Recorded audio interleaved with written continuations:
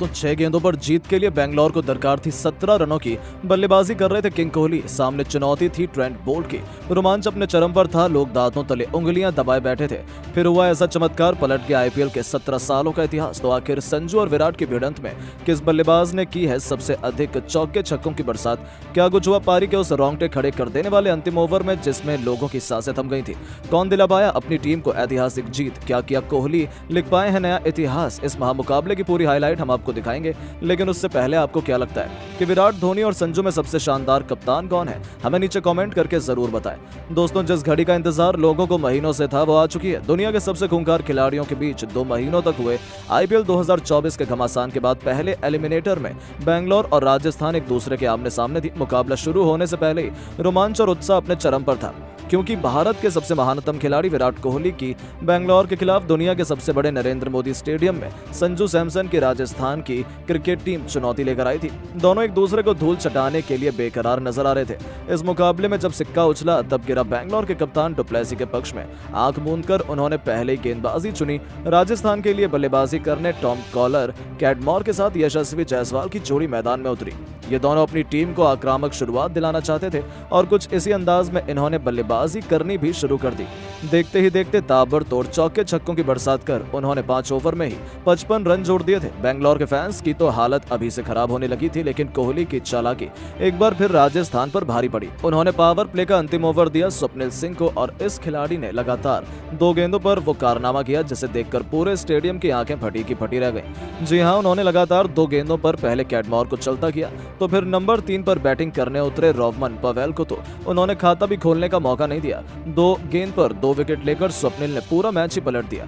अचानक से पूरा स्टेडियम आरसीबी के नारों से गूंज उठा था। जी हाँ दोस्तों, फैंस का जोश तो देखते ही बनता था। अब मैदान पर खुद कप्तान संजू सैमसन के साथ यशस्वी जायसवाल की जोड़ी मौजूद थी।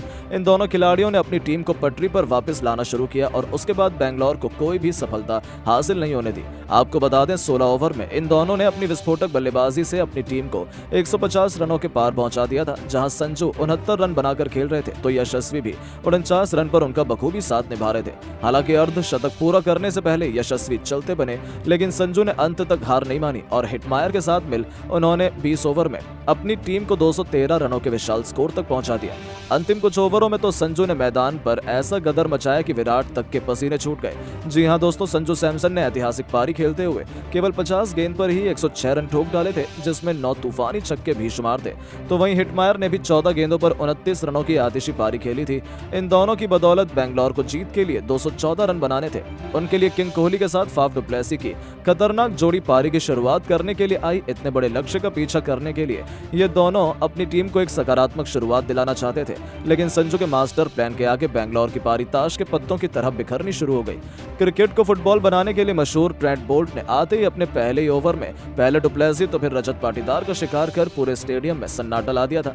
बेंगलोर की तो हालत खराब हो गई थी। दोस्तों, बोल्ट ने पहले ही ओवर में बेंगलोर की कमर तोड़कर रख दी। यहां से किसी एक बल्लेबाज को टिककर बल्लेबाजी करने की जरूरत थी।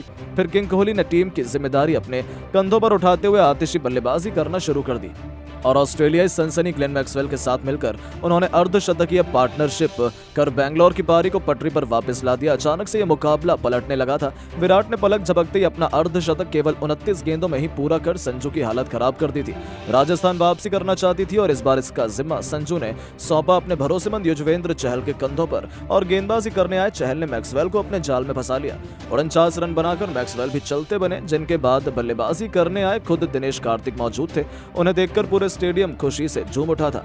मुकाबले में रोमांच अपने चरम पर था। बेंगलोर को जीत के लिए अभी भी केवल 7 ओवरों में 80 रन चाहिए थे। राजस्थान की जीत यहां से आसान होनी चाहिए थी, लेकिन मैदान पर मौजूद थे विश्व के 2 सबसे खतरनाक बल्लेबाज, जहां से यह मुकाबला किसी भी तरफ जा सकता था। और दोस्तों, ऐसा ही हमें देखने को मिला।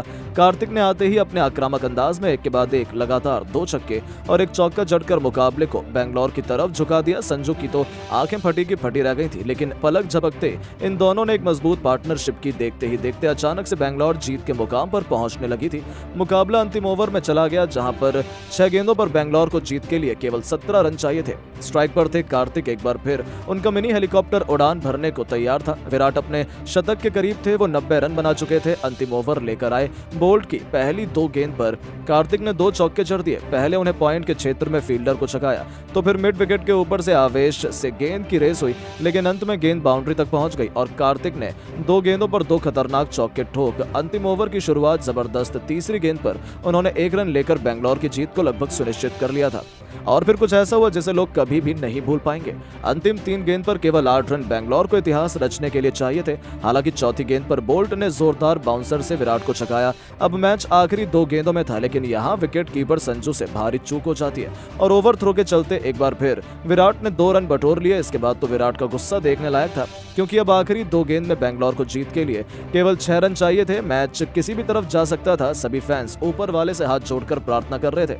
किसी को समझ नहीं आ रहा था कि कौन सी टीम बाजी मारने वाली है, लेकिन ऐसे ही थोड़ी ना विराट को सबसे महान बल्लेबाज माना जाता है। ओवर की 5वीं गेंद पर उन्होंने मैदान को चीरते हुए एक करारा चौका लगाया और मैच को बराबरी पर ला खड़ा किया। तो जब अंतिम गेंद पर केवल 2 रन चाहिए थे, तब बोल्ट की यॉर्कर को अपने पिकअप शॉट से छक्के के लिए भेजकर एक रोमांचक मुकाबले में बेंगलोर को ऐतिहासिक जीत दिला दी थी।